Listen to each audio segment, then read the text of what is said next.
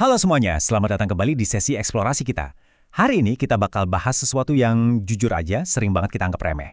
Angka. Iya, angka. Kalian mungkin mikir angka itu adalah hukum alam yang emang udah ada dari sananya, kayak gravitasi gitu ya. Tapi sebetulnya angka itu murni teknologi buatan manusia yang super brilian loh. Diciptakan karena emang kita butuh banget pada saat itu. Di sesi kali ini, kita bakal jalan-jalan nyusurin sejarah penemuan ini. Mulai dari sekedar coretan iseng di tulang hewan, sampai ke sistem komputer canggih yang lagi kalian pakai buat nonton ini sekarang. Oke, mari kita selami ini. Coba bayangin deh, gimana jadinya dunia kita tanpa kehadiran angka nol. Serius pikirin sebentar. Tanpa nol, nggak bakal ada kalender yang presisi, nggak ada arsitektur megah, kalkulus, dan pastinya nggak ada komputer atau smartphone di tangan kalian sekarang. Kehidupan modern bakal benar-benar lumpuh. Tapi yang bikin heran, selama ribuan tahun, nenek moyang kita tuh ternyata bisa bertahan hidup dan ngebangun peradaban awal tanpa pernah kenal sama sekali konsep nol ini. Bagian 1. Fajar penghitungan manusia. Awal mula kita berhitung. Gini, di awal peradaban dulu, manusia purba kan gak butuh persamaan aljabar yang ribet. Mereka cuma butuh mengukur dunia di sekitar mereka. Misalnya ngitung hewan buruan atau ngelacak fase bulan. Nah, di masa-masa itu, otak kita tuh memproses kuantitas dengan cara yang super sederhana. Awalnya kita cuma bisa bedain angka 1, 2, dan konsep banyak. Udah, pas kebutuhan mulai naik, kita mulai pakai alat hitung yang paling gampang, jari tangan dan jari kaki. Makanya hampir semua sistem bilangan di dunia, termasuk yang kita pakai sekarang, itu berbasis 5, 10, atau 20. Tapi seiring makin kompleksnya kehidupan, otak kita nyampe di batas memori biologisnya. Kita nggak bisa lagi cuma ngandelin ingatan, jadi kita terpaksa menciptakan alat rekam fisik di luar tubuh kita. Dan disinilah lompatan sejarah yang luar biasa terjadi. Coba amati lini masa ini. Sekitar 35.000 tahun sebelum Masehi, nenek moyang kita ngebuat tanda turus di tulang lebombo di Afrika. Terus lanjut ke 25.000 tahun sebelum Masehi, ada ukiran di tulang Ishango. Terus, boom! Terjadi revolusi di Mesopotamia. Alih-alih cuma bikin takik fisik, peradaban Sumeria mulai pakai token tanah liat abstrak sekitar tahun 5.000 sebelum Masehi. Transformasi pemikiran ini akhirnya terus berkembang sampai terciptanya sistem nilai tempat posisional sekitar tahun 2100 sebelum Masehi. Bagian 2. Sistem bilangan peradaban kuno. Dan ini dengan sangat brilian mengilustrasikan sebuah masalah baru. Pas manusia mulai ngebangun kota, birokrasi, pertanian raksasa, dan ngebuka jalur perdagangan, mereka butuh cara yang lebih terstruktur buat nyatet angka. Bangsa Mesir kuno nyelesain masalah ini pakai simbol piktografis. Simbol hieroglif bunga teratai mekar ini secara spesifik dipakai buat ngewakilin angka 1000. Memang sih, secara artistik cantik banget, tapi secara fungsional buat dihitung. Sistem aditif kayak gini benar-benar merepotkan. Nih, ada contoh yang lebih ekstrim lagi. Buat ngerepresentasiin angka 100.000, bangsa Mesir harus ngegambar berudu. Iya, anak katak. Bayangin absurdnya sistem ini. Kalau ada juru tulis mau nyatet angka 9.999, mereka nggak bisa tuh nulis 4 digit ringkas kayak kita sekarang.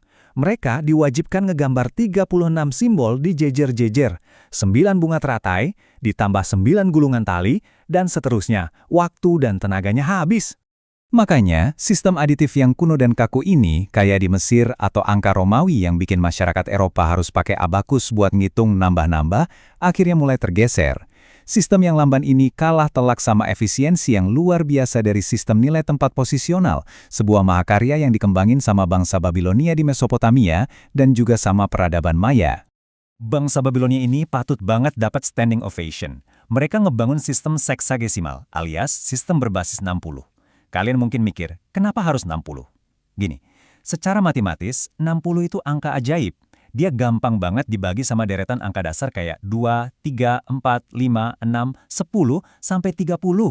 Poin pentingnya di sini, sistem berbasis 60 ini saking efektifnya sampai kita masih pakai hari ini. Tiap kali kalian lihat jam, 60 menit dalam 1 jam, 60 detik dalam 1 menit. Nah, itu peninggalan langsung bangsa Babilonia yang masih berdetak di pergelangan tangan kalian sampai detik ini. Gila kan? Bagian 3. Penemuan angka 0 yang benar-benar revolusioner. Nah, siap-siap, karena kita sekarang masuk ke klimaks terbesar dalam seluruh sejarah matematika manusia. Evolusi paling mengubah zaman, yaitu konseptualisasi gagasan tentang ketiadaan menjadi sebuah nilai yang nyata. Meskipun bangsa Babilonia dan Maya udah mulai nyentuh ide tentang posisi kosong, para cendekawan di India kuno lah yang lakuin lompatan konseptual aslinya. Mereka ngubah apa yang awalnya cuma ruang kosong di papan hitung, jadi sebuah angka yang berdiri sendiri, lengkap dengan aturannya. Ini dicatat pertama kali di manuskrip bernama Lokavibhaga tahun 458 Masehi, pakai kata Sanskrita shunya yang artinya kosong. Inilah detik-detik lahirnya angka 0 yang sejati. Tapi, perjalanan angka 0 buat bisa mendunia itu nggak gampang. Kisahnya tuh dramatis banget. Di tahun 628 Masehi, Brahmagupta ngebakuin aturan berhitungnya. Berabad-abad setelahnya, Al-Khwarizmi ngebawanya ke bahasa Arab jadi sifar. Lewat rute dagang, toko kayak Fibonacci akhirnya ngenalin 0 ke Eropa. Tapi, coba dengerin fakta yang lumayan bikin geleng-geleng ini. Penolakannya luar biasa parah. Sampai-sampai di tahun 1299, kota Florence di Italia ngeberlakukan larangan total dan mempidanakan penggunaan angka 0. Alasannya? Mereka ketakutan banget sama penipuan finansial. Pedagang nakal dianggap bisa dengan gampang ngubah karakter 0 jadi angka 6 atau 9. Ada-ada aja ya. Bagian 4. Bilangan negatif dan irasional. Hal yang super menarik dari perbandingan di sini adalah gimana matematika terus maksa pikiran manusia zaman dulu buat ngelewatin batas rasionalitas. Gimana caranya kita ngitung sesuatu yang jumlahnya kurang dari 0? Brahmagupta punya solusi yang super brilian. Daripada pakai rumus aljabar yang rumit, dia pakai analogi harta atau kekayaan dan utang. Utang ditambah utang ya hasilnya utang. Tiba-tiba aja, konsep angka negatif, sebuah hal yang sebenarnya nggak ada wujud fisiknya, langsung jadi gampang banget dicerna sama akal sehat para pedagang zaman itu.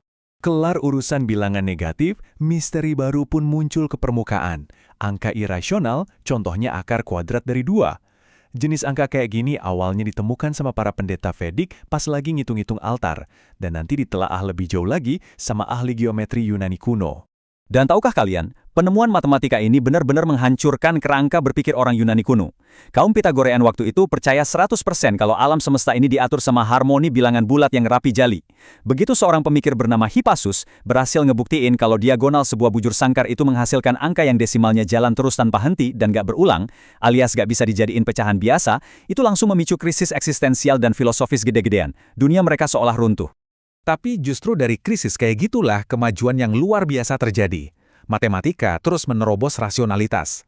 Bilangan irasional digabung sama bilangan bulat dan pecahan jadi bilangan real. Bahkan pas kita dihadapin sama masalah ngitung akar kuadrat dari bilangan negatif, para jenius ngelahirin konsep bilangan kompleks dan imajiner. Temuan-temuan ini, yang awalnya mungkin disangka sekedar ilusi matematika doang, pada akhirnya jadi fondasi krusial yang bikin manusia modern bisa ngendaliin listrik, bikin sinyal digital, sampai ngoprek fisika kuantum. Bagian 5. Era komputer dan biner. Mari kita tarik sejarah ini langsung ke zaman sekarang. Coba kita hubungin seluruh evolusi dari 35.000 tahun yang lalu. Dari sekedar goresan tulang, langsung ke layar yang lagi kalian pantengin sekarang. Kita muter-muter, bikin banyak simbol, nyiptain bilangan kompleks, tapi paradoksnya, puncak absolut dari semua penemuan angka ini justru bertumbuh pada hal yang paling simpel. Cuma 2 digit, 0 dan 1. Sistem biner. Inilah bahasa fundamental yang jadi nyawa semua perangkat komputasi, internet, dan kecerdasan buatan. Konsep kita tentang perhitungan udah jalan jauh banget, tapi pada akhirnya direduksi kembali ke wujud yang paling murni, representasi dari keberadaan dan ketiadaan. Nah teman-teman, perjalanan kita dari tulang berukir sampai ke era microchip ini nunjukin ke kita betapa berartinya teknologi buatan manusia bernama angka ini. Sebagai penutup, ada satu hal yang pengen saya tinggalin buat kalian pikirin. Kalau ngelihat betapa radikalnya lompatan penemuan kita sampai ke sistem biner hari ini, apa wujud evolusi bilangan kita selanjutnya? Apa mungkin komputasi kuantum bakal maksa kita nyiptain jenis angka baru yang saat ini akal kita aja belum nyampe buat bayanginnya? Terus rawat rasa ingin tahu kalian ya, dan sampai jumpa di sesi eksplorasi seru kita yang selanjutnya.